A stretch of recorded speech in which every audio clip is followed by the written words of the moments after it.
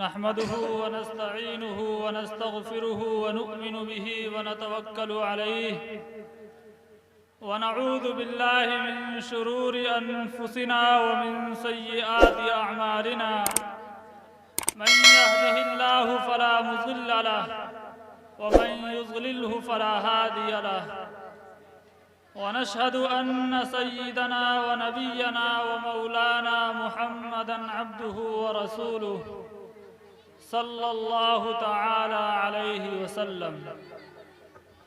अऊज़ु बिल्लाहि मिनश शैतानिर रजीम। बिस्मिल्लाहिर रहमानिर रहीम। वमा खलक़्तुल जिन्न वल इंसा इल्ला लियअबुदून। सदक़ल्लाहु मौलानल अलियुल अज़ीम। हाज़िरीन गिरामी, स्टेज पर बैठे हुए तमाम उलमाए किराम, हुफ़्फ़ाज़ किराम और हमारे तमाम बुज़ुर्गान दीन, अज़ीज़ साथियों, पर्दे में बैठी माएँ और बहनें, अल्लाह रब्बुल इज़्ज़त का एहसान और उसका फ़ज़ल है कि उसने हम सबको इस जगह जमा होकर और इस अज़ीमुश्शान जलसे के अंदर शिरकत फरमाने का हम लोगों को मौका इनायत फरमाया। जिन लोगों ने इसके लिए मेहनतें की हैं वो यकीनन मुबारकबाद के लायक हैं और उनकी मेहनतें उसी वक्त कामयाब होंगी जब हम लोग यहाँ पर कही जाने वाली बातें और सुनी जाने वाली बातें जब हमारे दिलों के अंदर उतरेंगी और हम उन पर अमल करने की कोशिश करेंगे। रुकिए रुकिए, जरा माहौल ये ना बनाए जाने का। अभी बहुत लंबी फहरिस्त है। अभी अच्छे अच्छे शायर और मुकर्रिर आपके सामने आएंगे। आप लोग जाने का माहौल बना रहे हैं। जिनके लिए आपने पैसा खर्च किया है और जिनको आपने बुलाया है, इश्तिहार में नाम लिखे हुए हैं, बड़े बड़े नाम लिखे हुए हैं, अभी तो वो स्टेज पर भी तशरीफ नहीं लाए हैं और आप उनके बयानात सुनने से पहले ही जा रहे हैं, तो यकीनन आप तौहीन कर रहे हैं उनकी और उनकी तजलील कर रहे हैं कि हमने आपको बुला तो लिया है लेकिन हम आपको ऐसे रुखसत कर देंगे जिस तरीके से किसी को जलील किया जाता है। तो ये आपके लिए अच्छी बात नहीं है। हम लोग तो आप ही के इलाके के हैं, घर के हैं, कभी भी आप हमें सुन सकते हैं, लेकिन असल तो आपको उन्हीं लोगों को सुनना है, इसलिए आप जाने का माहौल ना बनाएं। बहरहाल, मैंने खुतबे के दौरान एक आयत पढ़ी है और दूसरी चीज़ जो सबसे अहम है और उसकी तरफ हमें तवज्जो दिलानी मकसूद है वो ये है कि रमज़ानुल मुबारक का बाबरकत महीना शुरू होने वाला है। कल नहीं तो परसों ईद का रमज़ानुल मुबारक का चांद ज़रूर निकलेगा और हम लोगों को वो मुबारक महीना अता होगा अल्लाह रब्बुल इज़्ज़त की तरफ से। रमज़ानुल मुबारक के महीने से पहले अल्लाह के रसूल सल्लल्लाहु अलैहि वसल्लम ने सहाबा किराम को जमा करके एक खुतबा इरशाद फरमाया था और उसमें नसीहत फरमाई थी ये बताने के लिए कि रमज़ान का जो महीना तुम्हारे ऊपर आ रहा है इसकी अहमियत क्या है, इसकी फजीलत क्या है। वो खुतबा और वो नसीहतें हमारे पेश नज़र रहनी चाहिए। अल्लाह के रसूल सल्लल्लाहु अलैहि वसल्लम ने ये फरमाया कि ऐसा महीना तुम्हारे ऊपर आने वाला है। साल में 12 महीने होते हैं, हर महीना लोगों के लिए और दुनिया के लिए अल्लाह रब्बुल इज़्ज़त ने अता फरमाया है, लेकिन रमज़ानुल मुबारक के महीने को अल्लाह ताला ने ये फरमाया है कि ये मेरा महीना है, यानी निस्बत अपनी तरफ कर दी। मकानात बने हुए हैं और हर जगह बने हुए होते हैं, लेकिन उनकी अहमियतें नहीं होती हैं।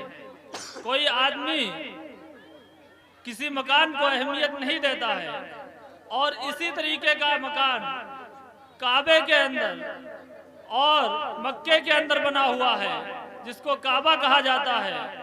वो मकान भी इन्हीं ईंटों से बना हुआ है, इन्हीं गारे से बना हुआ है, और बनाने वाले यही मजदूर हैं जो लोग दूसरे मकानात बनाते हैं।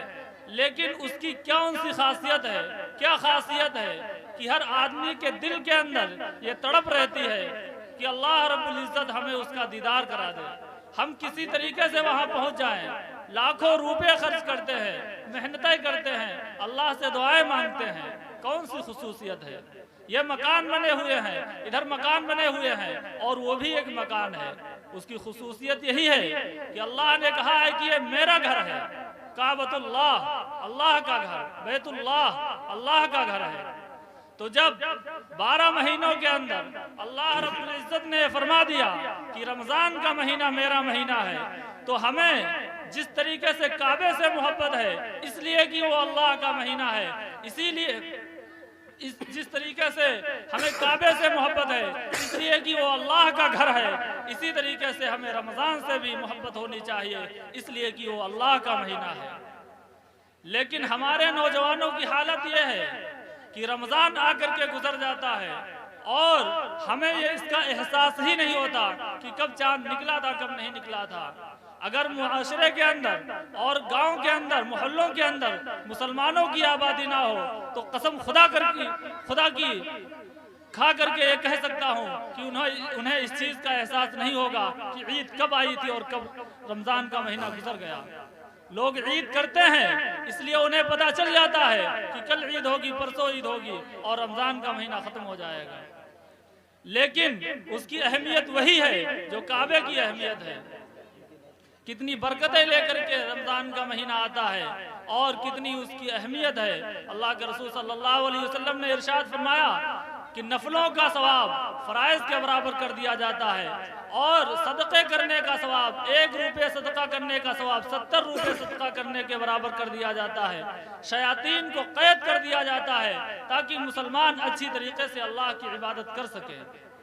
इसलिए हमें अहद करना चाहिए कि हमारे ऊपर जो रमजान का चांद तुलू होगा, हम इंशाअल्लाह पाबंदी के साथ 5 वक्त की नमाजें अदा करेंगे, नफलों का एहतमाम करेंगे और कुरान करीम की तिलावत करेंगे, क्योंकि कुरान का और रमजान का रिश्ता बड़ा मजबूत है।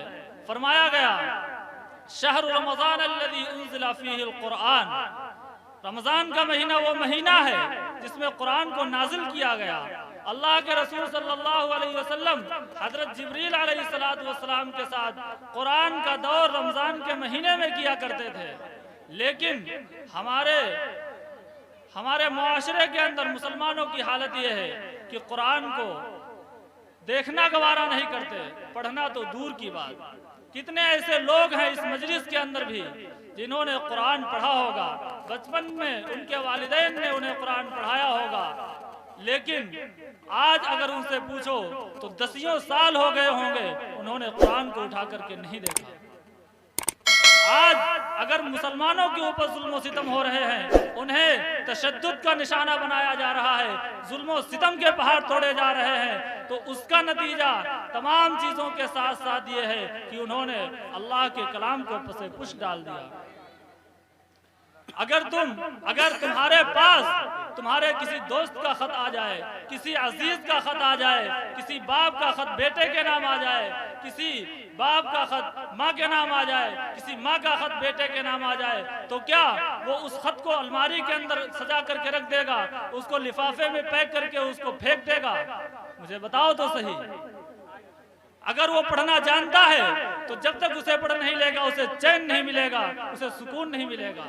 और अगर वो पढ़ना नहीं जानता है तो ऐसे आदमी की तलाश करेगा जो उसे उसका खत पढ़ करके सुना दे कि देखो मेरे साथी ने मुझे क्या खत लिखा है, मेरे दोस्त ने मुझे क्या खत लिखा है। लेकिन अल्लाह का कलाम, अल्लाह का एक खत कुरान की शक्ल में आपको दिया गया और आपने उसे ताकों में सजा दिया। शादी में दुल्हन को रुखसत करते वक्त दे दिया जाता है, किसी को मरने के मौके पर किसी के घर में पढ़ दिया जाता है। क्या यही कुरान इसीलिए नाजिल हुआ था क्या यह कुरान की तौहीन नहीं है? अगर तुम अल्लाह के कलाम की तौहीन करोगे तो कौन ऐसी ताकत है जो तुम्हें जुल्म से बचा ले? तुम्हारे ऊपर जो जुल्म और सितम के पहाड़ तोड़े जा रहे हैं, कौन वो ज़ात है जो तुम्हें बचा लेगी? कोई अल्लाह के अलावा बचाने वाला नहीं है। इसलिए कुरान की तिलावत का इस महीने के अंदर एहतमाम करें। जिन्होंने भी कुरान पढ़ा है, अगर वो एक लाइन पढ़ सकते हैं तो एक लाइन पढ़ें, एक सफ़ा पढ़ सकते हैं तो एक सफ़ा पढ़ें, कुछ भी नहीं पढ़ सकते हैं तो कुरान खोल करके बैठें और उसकी सदरों पे उंगली फेरें और रोएं अपने ऊपर कि हमारी इतनी उम्र हो गई है, हमने कुरान नहीं सीखा। और अगर उन्हें कोई सिखाने वाला मयस्सर है तो कुरान सीखें, इसके बगैर चारा नहीं है। इसके अलावा दुआओं का एहतमाम करें, सदका खैरात करें, जो मैंने फजीलतें बयान कर दी है।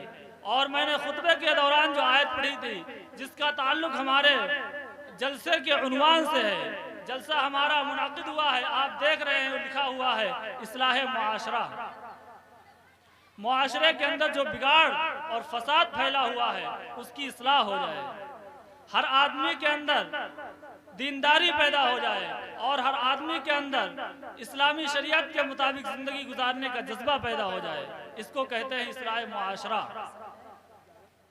बाप बेटे का कहना नहीं मानता, बेटा बाप का कहना नहीं मानता, घरों के अंदर लड़ाइयाँ हैं, झगड़े हैं, फितना फसाद है, छोटा बड़े की इज्जत नहीं करता और बड़ा छोटे के ऊपर शफकत नहीं करता। तो ये सारी बुराइयां जो मुआशरे के अंदर फैली हुई हैं, झूठ है, धोखा है, दगाबाजी है, सूद है, रिश्वत है, इन सब चीज़ों का बाजार गर्म है। इन सब चीज़ों से हमें निजात हासिल हो जाए और एक इस्लामी मुआशरा तश्कील पा जाए। इसका नाम है इस्लाह मुआशरा। अल्लाह ताला ने कुरान के अंदर फरमाया, वमा खलक़तुल जिन्ना वल इंसा इल्ला लियअबुदून। हमने इंसान और जिन्नात को महज अपनी इबादत के लिए पैदा फरमाया था। अल्लाह ताला ने जब फरिश्तों से कहा कि हम दुनिया के अंदर अपना खलीफा बनाना चाहते हैं, पैदा करना चाहते हैं, तो फरिश्तों ने कहा कि खलीफा बनाने की क्या बात है, इबादत करने के लिए तो हम ही हैं, क्या हम आपकी इबादत नहीं करते हैं? कौन सी जगह ऐसी है जहां हमने आपकी इबादत नहीं की? तो अल्लाह ताला ने कैसा पुरहिकमत जवाब दिया और अल्लाह ताला ही हकीम कहा, जो बातें हम जानते हैं वो तुम नहीं जानते। हम उसको पैदा कर रहे हैं, क्यों पैदा कर रहे हैं, क्या मकसद है, वो तुम नहीं जानते। उसकी तशरीह यही है कि फरिश्तों को अल्लाह ताला ने पैदा किया था तो उनके अंदर सिर्फ नेकी का मादा रखा था, उनके अंदर गुनाह का मादा ही नहीं है। अगर वो झूठ बोलना चाहे तब भी नहीं बोल सकते। उनके अंदर जिनसी ख्वाहिशात नहीं है, उनके अंदर खाने पीने की ख्वाहिश नहीं है, भूख प्यास की ख्वाहिश नहीं है, किसी चीज़ की ख्वाहिश नहीं। सिर्फ और सिर्फ अल्लाह ने उनको अपनी इबादत के लिए पैदा फरमाया था, तो उनके अंदर सिर्फ इबादत ही का मादा है। लेकिन अल्लाह ताला ने इंसान को जब पैदा करने का इरादा फरमाया तो फरमाया कि हम उसको पैदा करेंगे और उसके अंदर दो मादे रखेंगे, नेकी का भी और बुराई का भी। उसके अंदर यह भी चीज़ होगी कि वो हमारे हुक्म के मुताबिक और हमारे भेजे हुए पैगंबरों के बताए हुए तरीक़े के मुताबिक ज़िंदगी गुजारेगा तो उसके लिए जन्नत है। और अगर वो राह रास्त से हट जाएगा और गुनाहों की तरफ चला जाएगा, गलत कार्यों की तरफ चला जाएगा, तो उसके लिए हमने जहन्नम बनाई है। तो अल्लाह ने इंसान को पैदा करके इन दोनों चीज़ों का मादा उसके अंदर रखा। उसके बाद कुरान मुक़द्दस के अंदर फरमाया, वमा खलक़तुल जिन्ना वल इंसा इल्ला लियअबुदून। हमने इंसान और जिन्नात को महज अपनी इबादत के लिए पैदा फरमाया है। यानी हमारे जो दुनिया के अंदर पैदा करने का मकसद है वो सिर्फ ये नहीं है कि हम पैदा हुए, बड़े हुए, जवान हुए, बूढ़े हुए, मर गए। अल्लाह ने क्यों पैदा कर दिया, इसकी क्या जरूरत थी कि आज बच्चा पैदा हो, जवान हो, बूढ़ा हो और मर के चला जाए? क्या फायदा है किसी को पैदा करने का? कुरान के अंदर बताया, हमने जो तुम्हें पैदा किया है ये सिर्फ इसलिए नहीं कि बच्चे से बूढ़े होकर के मर के चले आओ, बल्कि हमने तुम्हें अपनी इबादत के लिए पैदा फरमाया है। लेकिन उसी के साथ जब अल्लाह ने जिनसी ख्वाहिशात हमारे मादे के अंदर रखी हैं, भूख प्यास की ख्वाहिश हमारे मादे के अंदर रखी है, तो हम सिर्फ अल्लाह की इबादत करके अपनी ज़िंदगी नहीं गुजार सकते। हम हर वक्त मस्जिदों में पड़े रहेंगे, अल्लाह की इबादत करते रहेंगे, तो घर बार का खर्चा कैसे कौन उठाएगा, कौन उसे चलाएगा, और हमारे अंदर जो जिनसी ख्वाहिशात हैं उसकी तकमील कैसे होगी। तो अल्लाह ने फरमाया कि उसके लिए तुम्हारे लिए आज़ादी है, उसकी तुम्हें आज़ादी है कि तुम सारे काम करो, तिजारत करो, ज़राअत करो, काश्तकारी करो, हर चीज़ करो, और उसका एक रुख होना चाहिए। वो रुख ये है कि अल्लाह की हुदूद, अल्लाह की बताई हुई हुदूद से आगे ना बढ़ो। शरीयत जिन चीज़ों से मना करती है उनसे बाज रहो, जिन चीज़ों का हुक्म करती है उनके मुताबिक अमल करने की कोशिश करो, और जिन चीज़ों से मना करती है उनसे बाज रहो। तो हमें जो दुनिया के अंदर भेजा गया है उसका मकसद ये है कि हम अल्लाह की इबादत करें, और अल्लाह की इबादत के साथ साथ हम अपनी ज़िंदगी जिन दूसरे कामों के अंदर गुजार रहे हैं उनके अंदर हम इस चीज़ का एहतमाम करें कि हमारी आमदनी हलाल की होनी चाहिए, हम हराम से परहेज करें, और झूठ से, धोखे से किसी को धोखा। एक सहाबी को अल्लाह के रसूल सल्लल्लाहु अलैहि वसल्लम ने देखा कि बाजार के अंदर गल्ला लगा हुआ है और ऊपर से बारिश हो गई, भीग गया गल्ला। अब गल्ला भीग गया तो उसकी कीमत घट गई, तो उन्होंने ऐसा किया कि सूखा गल्ला निकाल करके उसके ऊपर डाल दिया और भीग जो गया था उसको नीचे दबा दिया। अल्लाह के रसूल सल्लल्लाहु अलैहि वसल्लम आए, अंदर हाथ डाल करके देखा तो अंदर से भीगा गल्ला निकला। तो आपने फरमाया, मन गश्शना फलैसा मिन्ना, जो धोखा दे वो हम में से नहीं है। मुसलमान का काम ये नहीं है कि वो धोखा दे। आज आप देखें मुआशरे के अंदर हर आदमी इस चीज को काबिलियत समझता है कि हम किसी को किसी तरीके से धोखा दे दें। काबिलियत का मदार यही है कि आदमी धोखा दे दे। हालांकि अल्लाह के रसूल सल्लल्लाहु अलैहि वसल्लम ने फरमाया, अक्लमंद वो है जो ना किसी को धोखा दे और ना किसी से धोखा खाए, और फरमाया अक्लमंद वो है जो अपनी उखरवी जिंदगी के लिए और हमेशा की जिंदगी की तैयारी करे। मंदाना नफ्सहु व अमिला लिमा बअदल मौत, मंदाना नफ्सहु व अमिला लिमा बअदल मौत। अक्लमंद वो है जो अब मा बअदल मौत की तैयारी करे, यानी मौत के बाद जो जिंदगी पेश आने वाली है उसकी तैयारी करे। हजरत बहलोल दाना एक मजजूब गुजरे हैं, वो खलीफा हारून रशीद के पास गए तो उन्होंने उनको एक छड़ी दे दी। खलीफा ने उनसे मजाक किया करते थे, दिल लगी करते थे, एक छड़ी दे दी। कहा, बहलोल ये छड़ी लेकर के जाओ और तुमसे बड़ा कोई बेवकूफ मिले तो उसे दे देना। यानी उनकी मजाक बनाई कि तुम बहुत बड़े बेवकूफ हो इसलिए तुमको हम छड़ी दे रहे हैं। तो कहा, अगर तुमसे बड़ा कोई तुम्हें मिल जाए तो तुम उसे दे देना। वो लेकर चले गए और उसे अपने पास रख लिया। जब उनको इत्तला मिली कि खलीफा बीमार हो गए हैं और मरने के करीब हैं, तो वो खलीफा के पास आए और उनसे पूछा कि क्या हाल है। कहने लगे, बस आखिरी वक्त है, लंबा सफर है और उसी की तैयारी में है। तो कहने लगे, खलीफा आपने उसके लिए क्या तैयारी की है? क्या आपने लाओ लश्कर भेज दिया है? क्या आपने उसके लिए साजो सामान तैयार कर लिया है? कहने लगे, हाथ खाली है, कोई तैयारी नहीं। कहा, खलीफा सलामत, आप जब किसी फौज के लिए निकलते थे या दुनिया के अंदर आप किसी का मुकाबला करने के लिए निकलते थे तो आपके आगे लाखों का लश्कर होता था। पहले आपके लोग पहुंच जाते थे और वहां इंतजामात किए जाते थे, हजारों लाखों रुपया खर्च किया जाता था आपके आने से पहले। लेकिन अब आप ऐसे सफर पर जा रहे हैं जहां से आपकी वापसी नहीं होगी। आप ऐसे सफर पर जा रहे हैं जहां कभी मौत नहीं आएगी और आपने उसके लिए कोई तैयारी नहीं की। कहा, कोई तैयारी नहीं की। तो वो छड़ी निकाल करके उन्हें दे दी कि सबसे बड़ा बेवकूफ तो वही शख्स हो सकता है जो आखिरत की कोई तैयारी ना करे। जब मुसलमान का ये अकीदा है और हमें ये पता है कि हमारी आखिरी जिंदगी और हमेशा रहने वाली जिंदगी वो आखिरत की जिंदगी है, तो हम इस आरज़ी जिंदगी के ऊपर इस कदर भरोसा करके बैठे हुए हैं, हमें ऐसा लगता है कि हमें मौत नहीं आएगी और हमारा ये पैसा हमें मौत से बचा लेगा। यकीनन आज के ज़माने के अंदर कोई इसका इनकार नहीं कर सकता है। कितने अटैक हो रहे हैं, कितनी अचानक मौतें हो रही हैं। आप मोबाइल देखते देखते अचानक देखते हैं मौत हो गई, अटैक पड़ गया, बच्चा मर रहा है, जवान मर रहा है, बूढ़े मर रहे हैं। रोजाना लाखों इंसान बल्कि करोड़ों इंसान दुनिया से जा रहे हैं, लेकिन हमें देख के ऐसा लगता है कि हम हमेशा के लिए इस दुनिया के अंदर भेजे गए हैं और हमें कभी मौत नहीं आएगी। इसलिए आखिरत की फिक्र करो और सोचो उस वक्त को जब तुम मर जाओगे, लोग तुम्हारे